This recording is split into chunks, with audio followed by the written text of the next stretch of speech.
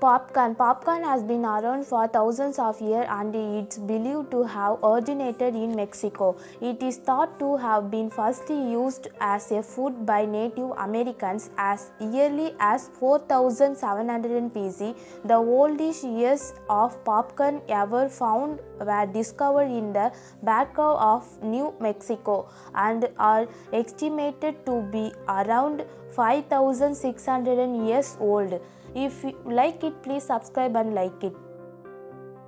Popcorn was a popular snack among Native American tribes and was often served at ceremonial gatherings. It was also used as a form of currency as it was a dietary staple for many tribes. Popcorn made its way to Europe in 16th century where it was sold as street food.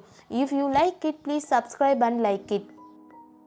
It then spread to North America where it became a popular snacks food in the 19th century. In the 1930s, electric popcorn makers were invented, further revolutionizing the industry. Today, popcorn is a popular snacks food enjoying around the world. If you like it, please subscribe and like it.